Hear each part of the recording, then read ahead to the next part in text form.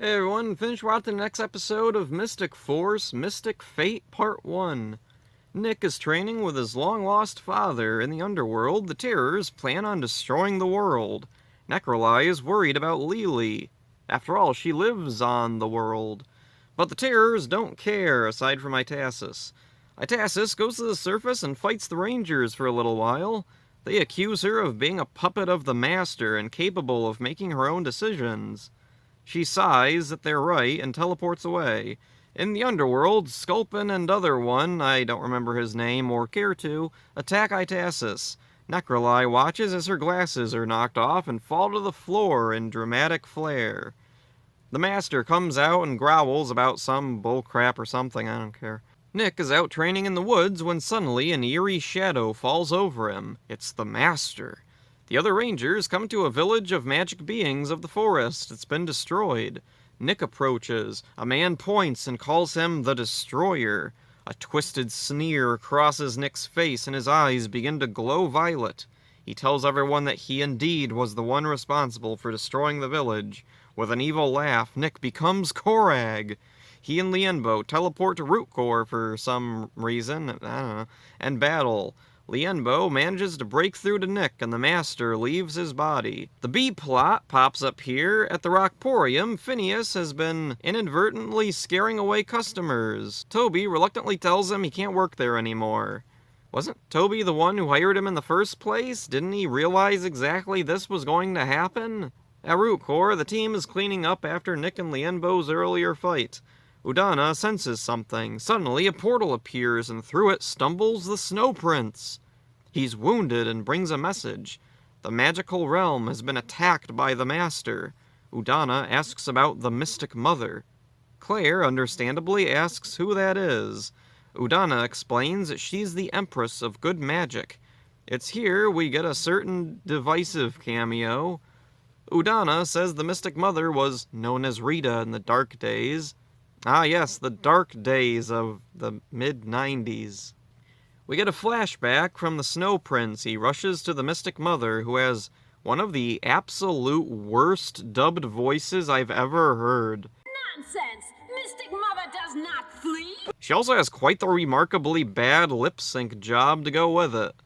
I know it's probably an in-joke to how the original Rita was dubbed, but there was a fairly competent attempt at matching her lip movements then.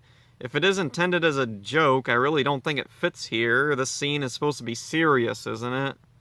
Anyway, the Master destroys the magical realm and the Mystic Mother along with it, but she manages to cast a spell allowing Snow Prince to escape. Daggeron and Lienbo travel to the magical realm to see if the Mystic Mother survived.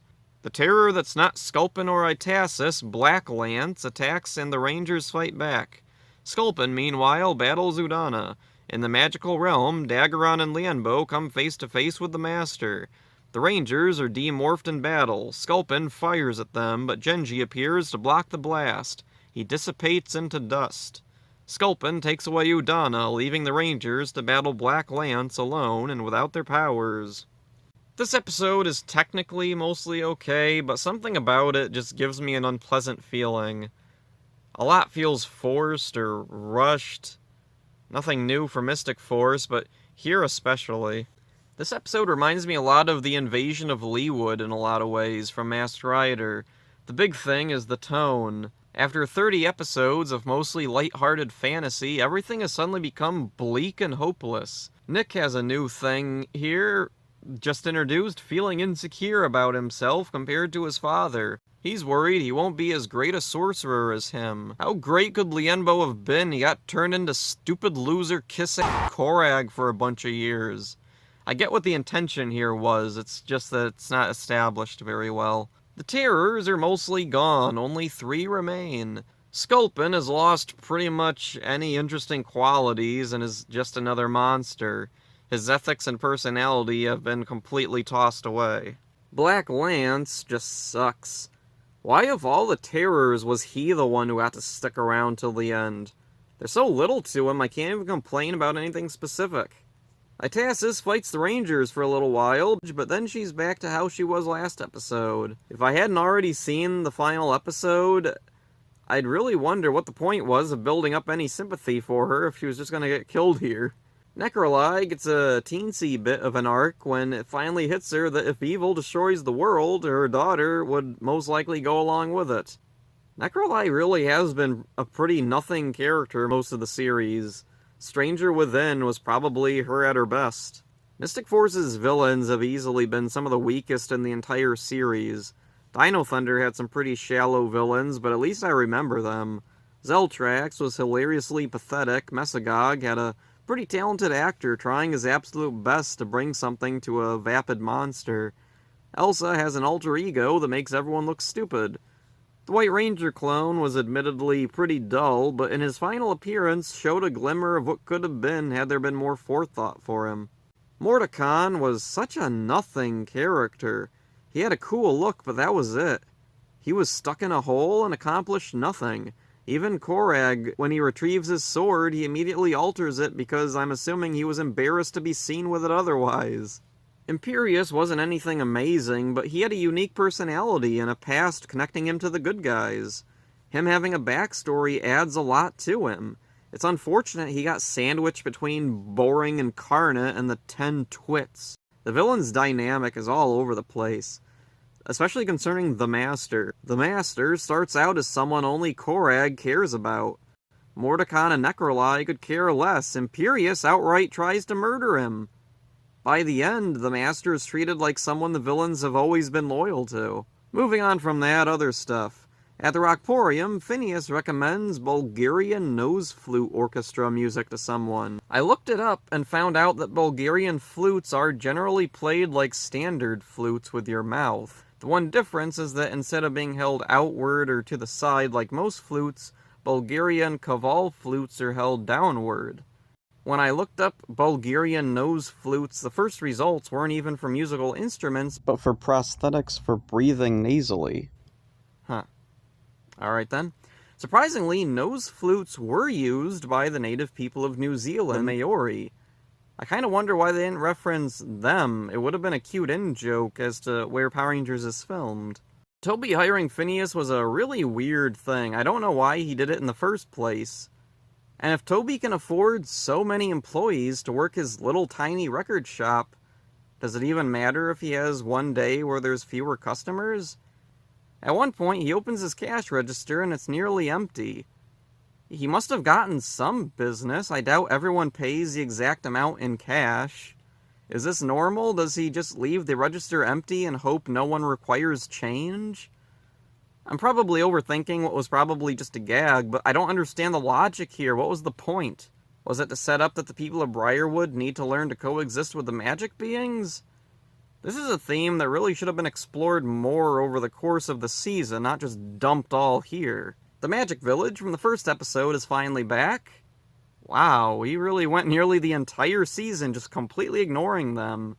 I'm really curious what the reason was. So much of Mystic Force has utilized makeup effects and extras.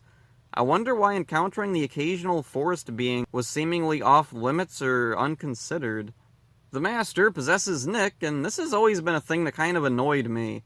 What makes Nick susceptible to the Master? Why doesn't the Master try to possess anyone else? Why doesn't he try to make Nick commit unalive? Isn't Nick prophesized to be the light or whatever antithesis to the Master?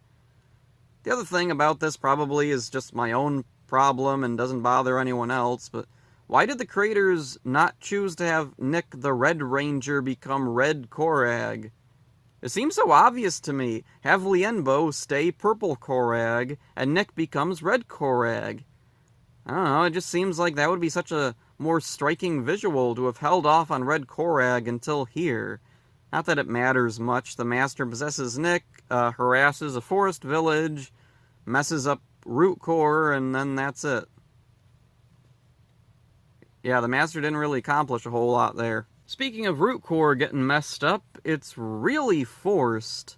Lienbo and the Master are teleported there for really no reason. They could have been teleported anywhere. They could have been teleported to the middle of the Rockporium. It didn't matter. Root Core being messed up doesn't change anything. The Master doesn't have a reason to go to Root Core. Like, Maybe if the Rangers were in Root Core and the Master possesses Nick in order to infiltrate it and get inside and get to, I don't know, the Zenatome or something, kind of like what Imperius was doing a while ago. It just feels like some executive looked at all the past finales and noticed a common element, the bases getting destroyed or invaded. MMPR, Turbo, Lost Galaxy, Lightspeed, Time Force, Wild Force kinda, Ninja Storm, Dino Thunder a little, all had finales with the bases or some other significant location being invaded or destroyed. Someone decided Mystic Force was gonna be like, hey, me too, I wanna do that. And it doesn't matter if it made sense or not. Snow Prince is back. How fitting, this random guy who appeared out of nowhere introduces us to yet another random person who appears out of nowhere. Mystic Mother is a character I'm split on. On the one hand, it's a clever reference to continuity, on the other, it's executed in just about the worst way possible. Mystic Mother has never been so much as indicated to exist at all before now. I think this is something that should have been referenced at least a few times. And then here we get the reveal that it was the purified Rita Repulsa. As it is, it's awkward, definitely not helped by the jarringly poor voice work. I can't ignore the fact that if this is Rita, where's Zed? Rita's presence also throws the timeline out of whack. She was turned good in the late 90s. How did she create the Mystic Force powers? Wouldn't they have already existed long before? I always thought the Magic War was a long time ago. I mean, there's some confusion also with Nick's age. He was a baby in the Magic War. He's 18 to 20 years old in the present, 2006. So how long ago exactly was this? Same with Claire. Claire is like 16, 17, 18 maybe. In the end, I'm glad they used Magi Mother in Power Rangers since she's played by Machika Soga, Rita Bandora's original actress. It's a sweet cameo. While I'm not happy with the execution of it, I like what came of it. It created tons of fan speculation and even made its way into the Boom comics. Wow, I had way more to say about this episode than I thought I would. I don't remember being this negative towards the episode either in the past. I always had issues with it, but this time, for some reason, the issues really ballooned up and kind of ruined it for me. Hopefully the final episode makes up for this one and ends the show on a high note. So that's it for this one. Hope you enjoyed it.